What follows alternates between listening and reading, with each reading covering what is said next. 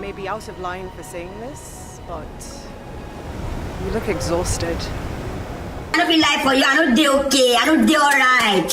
I don't do no mad events. What lie, they pray for me. For a long time, this show has been on my site to watch. I was waiting patiently for it to come out. Only because the buzz was crazy. And now that it's out, I am here to give you guys the review that you always wanted. So before the montage, grab yourself a popcorn, go and pee. It's gonna be a bumpy barge.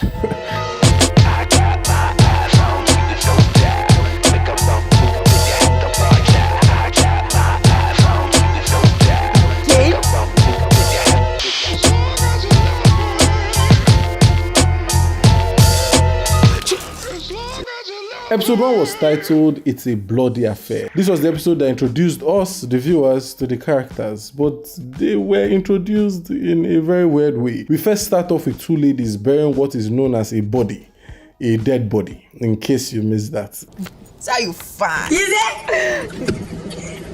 This girl, you're not serious, I swear. The girls are named Sarah and Kemi. Judging from the title of the film, you would think they are actual sisters, but no, they're just best friends. Sarah is getting married to Kola, and Kemi is dating this guy.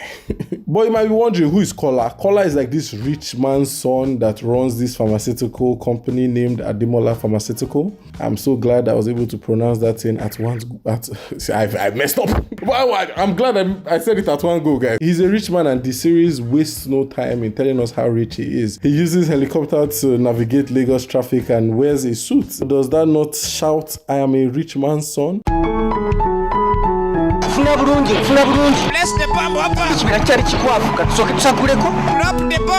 His family is weird. Let me explain. He has a sister that is portrayed as a drug addict. My daughter, Jimei, who is studying overseas. Mom, everybody knows I'm in rehab. It's the biggest news in Lagos. He kisses his mom on the lips. Hey, I don't know why, man. That's weird. And his brother Femi is also weird. He hates Kola so much that the first time we meet him is at this run-down place in Lagos. You see a woman cooking up a storm. He's here to hire an assassin to kill his brother.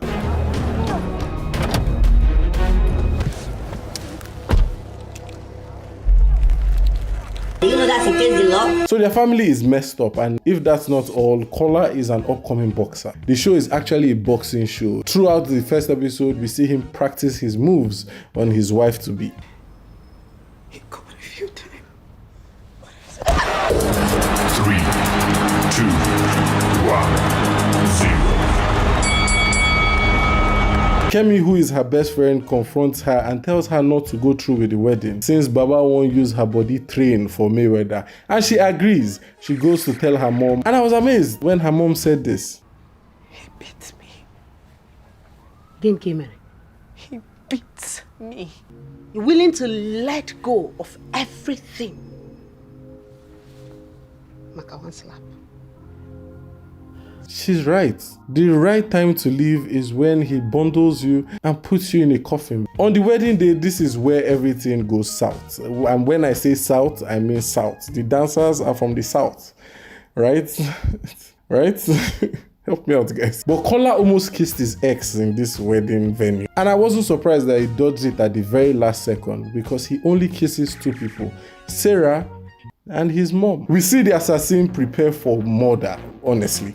He has a dagger. He definitely would not use it. He brought an axe. He also would not use this. He brought a gun. Guys, I said he's not gonna use any of them. The assassin trails Kola, and I think Kola liked the chase for some reason. They went through this door that housed the chefs, climbed some stairs, went through a hallway, hit this lady with a tray. What did the tray ever do to you guys, man? Kola used the elevator and the assassin used the elevator also. Psych!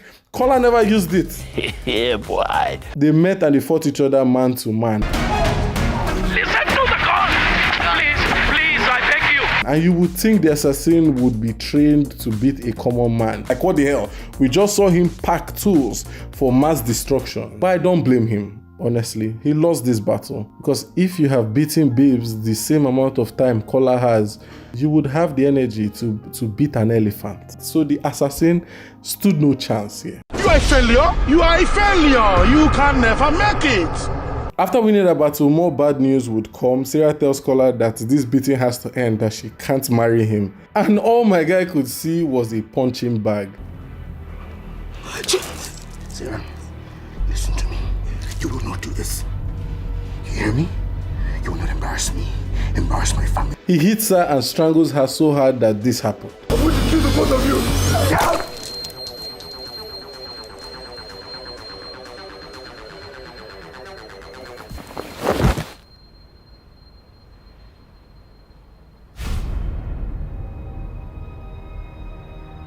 So Sarah and Kemi both cleaned the blood, hid the body, and pretended like they did not know what happened. The mom found out that her son wasn't in the building and started acting like she knew he wouldn't go through with the wedding. And in the night, they cut off his head, packed his body, put him in the boot of their car, and buried him. The end. It was fun watching this. This one episode was the best. Okay, I'm lying. It doesn't end. The episode ended with the photographer seeing them and taking some really scandalous pictures. Episode 2 was named Run Sisters Run. It continues from where we stopped. They killed him and buried him.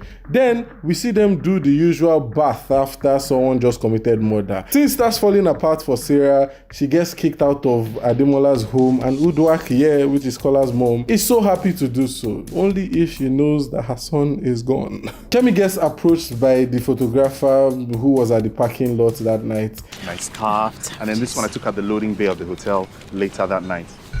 My God! I go let Tiger Squad catch you. What do you want? Money. Lots of it. Wait a minute. Is that Origin Bitters? And did that man just buy NYC shirts? They withdrew tons of money and gave it to him, and Baba asked for more, and the girls were shocked. And I was like, guys, don't you know this is how blackmail works? Kemi then said, you know what? There's space where we buried Kola. Let's add another body there. And Sarah, being the mumu as she always is, agrees. They go looking for a man in Allen Avenue who will help them give them this gun. And Allen Avenue is like a social hub for prostitutes. It's like to go at this point. Less when I want job back for me or for one of my girls. More on a clear road. Ma for see my customers. Now they spoil market for me. My sister, I never reach like that now. Eyes block there your ear. Come on for here before I change them for you. I be here, be like looking for your eye. The irony that she's calling them, you know that, let me just shut up. Kemi then meets her ex, who is this bootleg drug dealer and clown on the side. He has to have multiple streams of income. Look how the cat dragged in. But after some shakara, he eventually gives her a gun. She tried to shoot him and he was smart. You see, the photographer is not the man that takes pictures. He's also... Sarah then hit him. I think he died. Body too. They just keep stacking the bodies, man. As this was happening, Femi and his wife exhausted the Netflix permission and pass and do the nasty anywhere possible. But his life isn't always this pleasurable. Timileyin, I'm shocked I pronounced her name well. But Timmy wants to rule the company in the meantime until Kola gets back. But Kola is dead and she's a druggie. No one is giving her anything. So to keep Timmy on lockdown, Femi's wife, which is Yinka, showed her an array of the best tools for happiness. There's cocaine, there's heroin, see, that's what they call it. There's promethazine, there's aspirin. You know, at this point, I'm just trying to rhyme. Guys, I'm a rapper. She leaves temptation and goes back to her mom, only to hear this. Just give me a chance. You've never given me a proper chance. I can't do this. You want to know why you have never been given a proper chance? Because you're useless, that's why. You're a useless, dirty drug addict who has been a disappointment to me from the day you were born. To be honest, I saw this coming. I would take some if my mom told me that. We have Joe, who is this detective on a brick from Chicago. He has this nose that smells fouls, legit chicken fouls. I suspect foul play. Based on what? Is this nose ever wrong? Once I smell a rat, it's impossible to unsmell it. But yes, he's needed in this story because he legit follows the wrong trail all season long. A week go by and everyone is scared. Is Kola missing? What's going on with my grown man? Where's the helicopter? And bam, some dogs find the body. And the helicopter was buried beside it. But they find his body and the girls' lives are about to change. Let me explain the following events well. So Joe, the detective, is on a winning streak. He gets some info about Kenny, who was at the wedding because he wanted to get Sarah back. Kenny and Sarah used to date. He's broke, so you understand why she's not with him. They arrested Kenny because of this, and to be honest, this shouldn't be a problem, but Sarah already told him everything. And then we see. I told him. I had to tell someone, Kenny. I was losing my mind. You don't go better for your mama and your papa. You ain't mad me. Okay, Kenny doesn't spill, and I appreciate that. So let's clap for the poor man. Give me a second. Thank you very much. But this victory will be short-lived because the CCTV footage from the parking lot came out. The two ladies ran away from the apartment, and the police at this point have done their very best, so they needed to rest. Yes, you can see them resting here. They've done enough. But now we have what I would like to call a catch me if you can moment. You remember that movie? The highlight of this episode was this for me. Will you believe me if I said I miss Nigeria?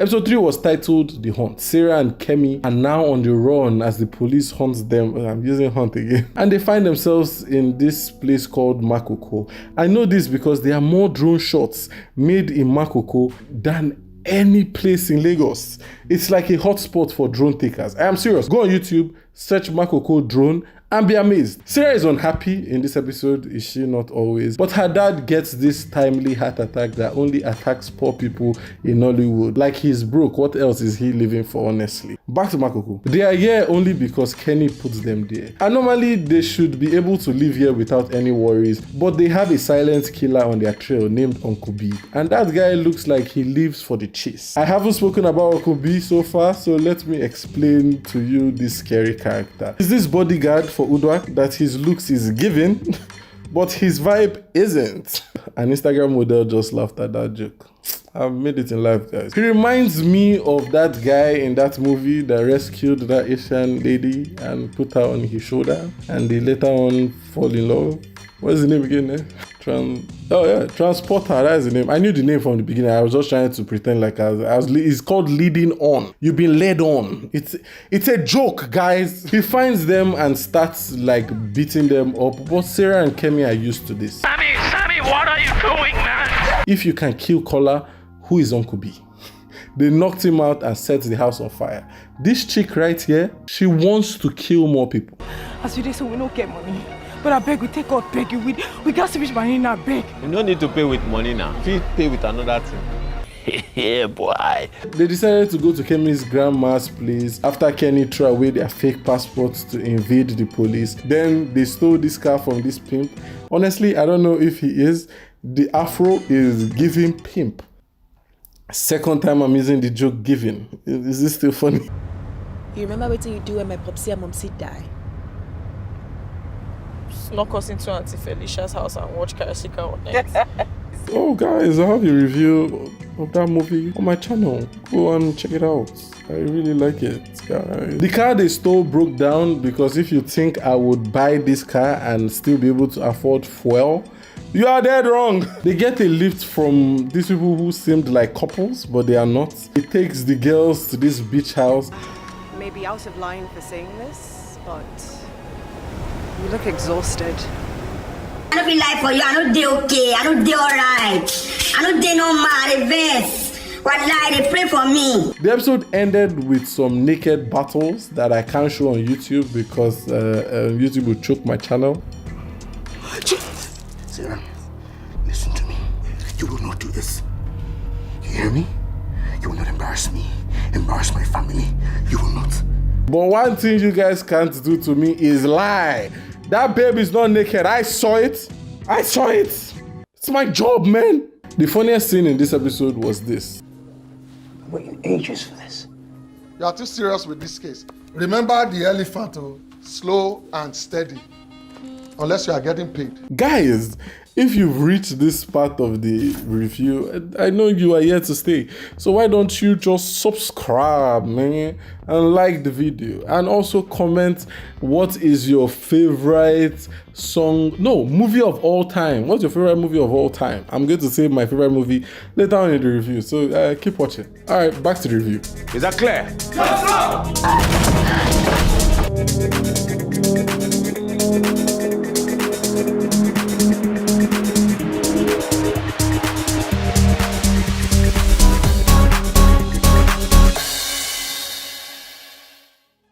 Episode 4 was titled The Catch, foreshadowing what will eventually happen. Sticking to the theme of the show, the girls make another bad decision as the man that picked them up is not as holy as he looked. He's a kidney harvester. He also wanted to take these babes' own.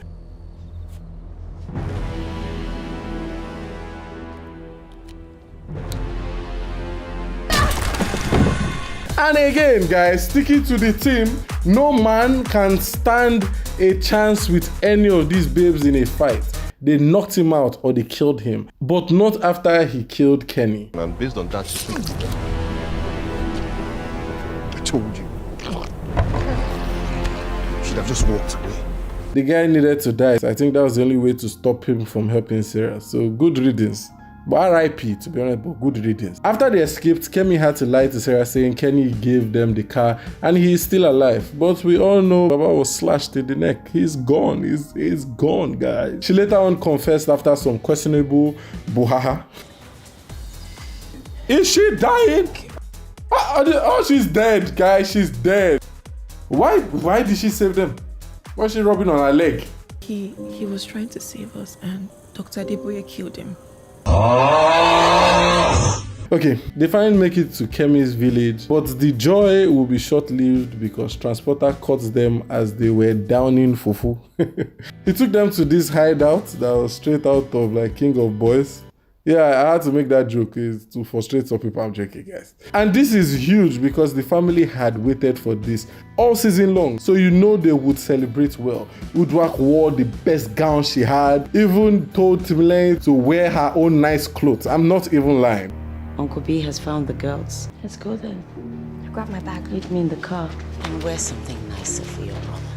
I like how Timmy looks like she came out of like those old karate movie with that jacket. Oh no, Back to the Future or Back from the Future. Oh, you must be wondering, how did Timmy escape rehab?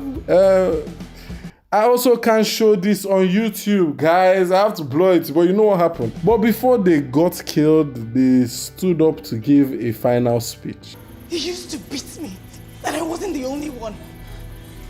He would hit me every time I didn't do as he asked and tell me that it was my fault. Shut up! And I believed it. As they were doing that, the gun went through adoption. It passed from him, to him, to him, to her. And she shot Uncle B. Why did she do that? I seriously don't even know. I don't blame her because that Uncle B looks like he has like another gun in his butt crack. So don't be surprised if he pulled that one out. She then exposed Uduak for cheating on her father and carrying another man's child who is Kola and adding him into the Ademola family and now making him head of everything while Femi and his wife are strafing somewhere. She killed the Pond family, which is Kemi and Yinka, and it ends with her saying, "It's done." So let's talk about what I liked and what I did not like. I love how self-aware it was. The characters felt awkward except for this Chicago guy, mostly because I don't have an accent. There were moments that felt so spontaneous that I loved, like the policemen not having fun. I really loved that. This was at the peak of the show where everything should be serious, but this happened. It's comedic, but it's true because our policemen know they ever get fuel. How is it possible that a police vehicle has no fuel? Welcome to Nigeria. There were a handful of A-list actors put in this show, but most of them served their purpose and bounced before we could see them. It was like a palate cleanser. Oh, you're getting bored? Bam! That's a shirt from boarding school prep unit. That's like dining table clothes. That's like an A-list actor at this point. The dark side of Kola was a good addition. Seeing the girls he destroyed over the years and also painted them made me hate him more. So I loved that. Few things I did not like. Blade was a dunce. I actually liked that it was a dunce, but it was a waste of money. I would have just poisoned his drink of food, not hire a toothpick that squeezes his face anyhow. I did not like the joke at the beginning when they killed him. It's like wanted to remove me from like the immersion of watching the show, but they saved it by being more serious. You start from the head. God, no, what's that? Don't you watch those beheading videos? You start from the head, there are less bones there. Actually, I've never watched a beheading video. The ending was good, making way for a second part, but it felt rushed only because like you just killed everybody and like it's done. Like what? But yeah, those are the things I did not like, but it was a journey that I enjoyed. The two main characters going on a run for their lives reminded me of my favorite movie of all time, Slumdog Millionaire. Even the man trying to take their kidneys was probably inspired by the other man that tried to make him blind. I loved it. Kemi and Sarah are so good together. Where Kemi felt like she knew everything in the eyes of Sarah, we the viewers knew that she was also as scared as Sarah, but had to put up a front just so Sarah doesn't lose it. And this is needed when you call them sisters. One person has to be in charge or no one will. And I love that so much. DME killed it. I had to even add it. I don't like talking about actors so much because I believe everybody's trying, but DME killed it. And we all in Nigeria should respect this man's attention to craft. So what do you want in the next season? To be honest, turn it to a law film. I'm being serious. The lawyer is going to lose because those girls have more bodies than those girls in Allen. I'm a comedian. And yeah, I would leave it to this funny saying by Shaylo. You are too serious with this case. Remember the elephant, slow and steady, unless you are getting paid.